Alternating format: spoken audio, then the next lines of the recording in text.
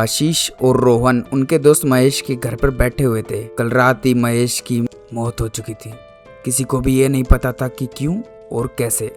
वो अपनी गाड़ी से घर लौट रहा था और बस वहीं पे सुबह उसकी लाश बरामद होती है।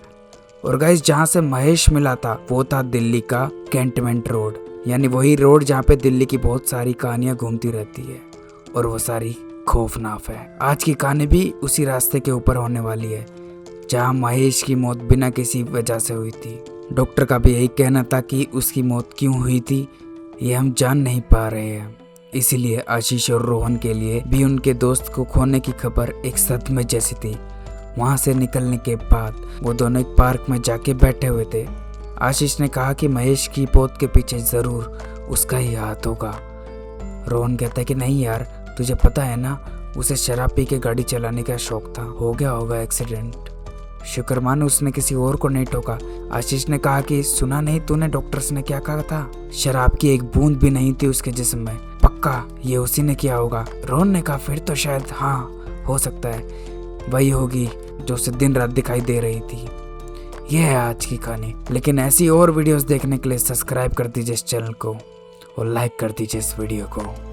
अब ये कहानी शुरू होती है। जब वो लोग ये सब कुछ बातें कर रहे थे तो पार्क में एक बूढ़ी औरत ये सब सुन के उनके पास आती है। उसने कहा कि मैंने सुना आप लोग क्या बात कर रहे हो और बुरा भी लगा आपके दोस्त के बारे में सुनकर। क्या उसकी मौत भी उस कैंटोनमेंट रोड के पास हुई थी क्या?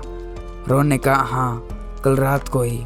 तो उस बूढ़ी औरत ने कहा कि क्या तुम उस रास्ते की सच्चाई भी जानते हो? आशीष ने कहा कि हाँ, सब बात तो करते हैं कि कोई आत्मा वगैरह वहाँ भटकती हुई घूमती है। महेश भी पिछले एक हफ्ते से यही बोल रहा था कि उसे उसके आसपास वो औरत दिखाई देती है, उसे मारना चाहती है। पर मैम, हमारा दोस्त ना थोड़ा नशे में भी रहता था तो उसकी बात हम हमेशा नहीं मानते थे। बूढ़ी औरत ने कहा कि हो सकता है वो नशे में हो, पर नशे में इंसान अक्सर सच बोलता है। मैं आप लोगों को बताती हूँ कि मेरे साथ भी वहाँ पे क्या हुआ था। भरी बारिश की रात में मैं और मेरा पति उसी रास्ते से जा रहे थे। तकरीबन रात के 2 या 2:30 बज रहे थे। पूरा रास्ता खाली था। अब हमें पता नहीं था कि टायर पहले से ही पंचर था। तो जब हम रास्ते के बीच पहुंचे, गाड़ी वहीं पे रुक गई। मेरे पति गाड़ी से उतरे लेकिन बहुत देर तक अंदर नहीं आए। फिर मैंने आसपास देखा तो मुझे मेरे पति कहीं भी दिखाई नहीं दे रहे थे। मुझे कुछ भी समझ नहीं आ रहा था कि वो कहाँ पे गए होंगे। और तभी झाड़ियों पे से मुझे कुछ रोने की आवाज़ आने लगी। जब मैं वहाँ गई तो मुझे वहाँ दिखा कि मैं ही अपने मरे हुए पति को पकड़ के रो रही थी। यह देखकर मैं बहुत ज़्यादा ही डर चुकी थी और फौरन भागकर मैं अपने गाड़ी के पास आ चुकी थी। जब मैंने देखा कि मेरे पति गाड़ी के अंदर ही बैठे हुए थे, उन्होंने मुझसे कहा कि अरे तुम अचानक ऐसे झाड़ियों में क्यों चली गई थी? मैंने तुम्हें आवाज़ भी लगाई थी और टायर वगैरह तो चेंज हो गया। उस दिन मुझे कुछ भी नहीं पता चल पाया, लेकिन जब मैंने इसके बारे में जाना तो मुझे पता चला कि उस रास्ते पर कोई आम आत्मा का साया नहीं है। वो तुम्हारे किसी अपने की मौत दिखाकर तुम्हारी जान ले सकती है और हो सकता है तुम्हारे दोस्त की जान इसी वजह से हुई हो। आशीष गौर से सुन रहा था लेकिन रोहन अपनी वहाँ पे हंसी कंट्रोल कर रहा था। आशीष ने कहा भाई थोड़ी रिस्पेक्ट दे, तेरा दोस्त मरा है, सामने एक बूढ़ी औरत है, प्लीज। रोहन बोलता है अरे यार छोड़ना, नशेड़ी था वैसे भी, कभी भी ढंग से बात की उसने तुझसे? भाई तुझे जानना है ना कि वो कैसे मरा होगा, तो तू वहाँ पे जा, तू देख। ये सब मेरे लिए बिल्कुल बकवास है, मुझे नहीं जानना है सब, मुझे बिल्कुल भी इंटरेस्ट नहीं है। बस ये बात कह के वो वहाँ से निकल गया। आशीष कहता है कि सॉरी, हाँ ये थोड़ा ऐसा ही है, पर मैं जानता हूँ कि इसे भी इन सारी बातों का बहुत दुख है। पर एक चीज़ समझ नहीं आ रही, अगर मेरे दोस्त को भी किसी प्रेत आत्मा का साया दिखा था तो फिर वो उसके घर पे कैसे दिखाई देती थी? उस बॉडी औरत ने कहा कि बिल्कुल वैसे ही जैसे मुझे कई सालों तक दिखाई दे रही थी, लेकिन अंत में मुझे अपने पति को खोना पड़ा। बेटा, इस सारी दुनिया में जब तक तुम किसी अपने को नहीं खोते तब तक प्रेत तुम्हारा पीछे नहीं छोड़ता। उस शाम आशीष उसी ख्यालों के साथ खोया होता है और अनजाने में वो वही रास्ता ले लेता है जिस रास्ते की कहानी उसने अभी अभी सुनी थी। अब रात के कुछ 11 बज रहे थे। आशीष पीजी में रहा करता था और वो गेट खोलकर अंदर जा ही रहा होता है कि उसे ऐसा महसूस हुआ कि उसके ही पीछे कोई तो खड़ा है। तब उसने मुड़ के देखा तो वहाँ पे कोई नहीं था। वो लिफ्ट में ऊपर जा रहा था और गाइस उसकी लिफ्ट जाली वाली थी जो अंदर से बाहर देख सकता था। जब ऊपर जा रहा था उसने सफेद साड़ी में लिपटी हुई एक औरत को देखा। उसे देखते ही उसे सब कुछ याद आ गया और वो लिफ्ट में ही 2 कदम पीछे हो गया। आशीष ने सोचा कि मैंने इतना सारा झेला है आज, तो मुझे शायद वही दिखाई दे रही है। वो लिफ्ट से उतर के उसी फ्लोर पर जाता है, लेकिन अभी वहाँ पे कोई नहीं था। लेकिन वो देख सकता था कि ये जमीन थोड़ी गीली थी। उसने सोचा कि ठंड का मौसम है, फिर ये कैसे। फिर वो अपने कमरे में जाता है और कुछ देर बाद सो जाता है। कुछ देर बाद उसका फोन बजता है। वो देखता है कि उसका दोस्त रोहन था। रोहन बोलता है कि भाई मैं तेरी बिल्डिंग के नीचे ही हूँ, आज चल थोड़ा माइंड फ्रेश करके आता है। आई नो आज थोड़ा ज़्यादा हो गया है। आशीष भी बोलता है कि हाँ यार, मैं भी समझ सकता हूँ कि तू भी सदमे में है, चल मैं आता हूँ। जैसे ही आशीष नीचे आया और रोहन को गेट के पास खड़ा देखा, वो अचानक से चिल्लाया, रोहन वो तेरे पीछे कौन है। रोहन तुरंत पीछे पलटा और देखा तो वहाँ कुछ भी नहीं है।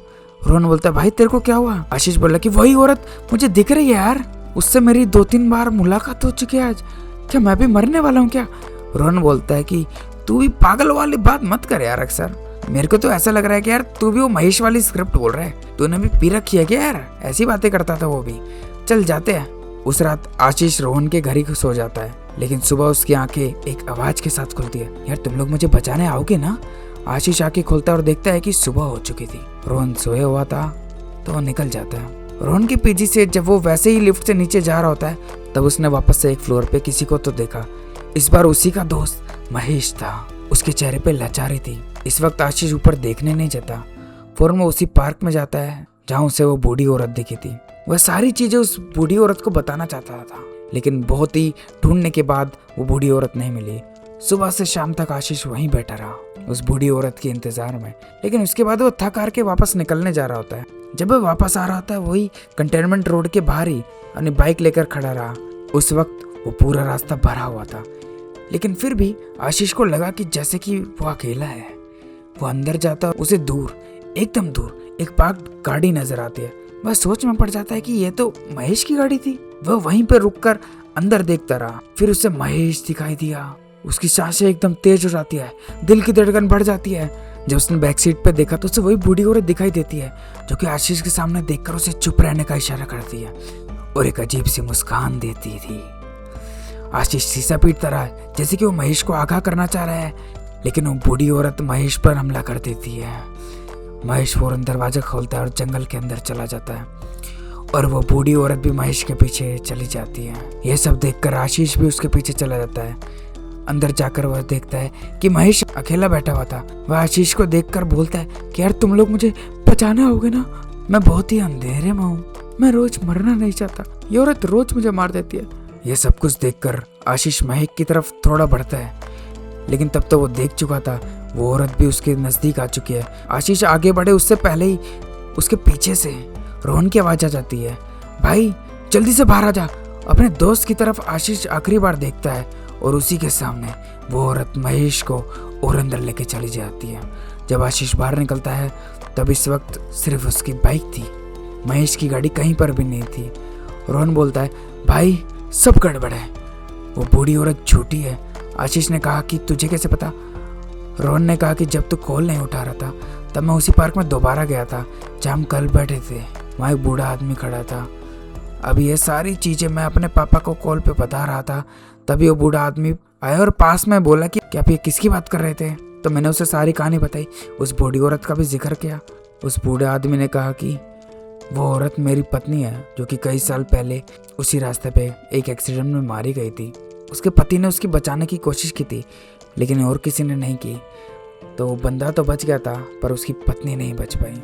वो किसी को बूढ़ी दिखाई देती है तो किसी को जवान दिखाई देती है, सामने वाले को मन को वश में कर लेती है और एक कहानी बताती है, इस रास्ते पे कुछ भी ऐसा नहीं है, देख कितनी भीड़ है।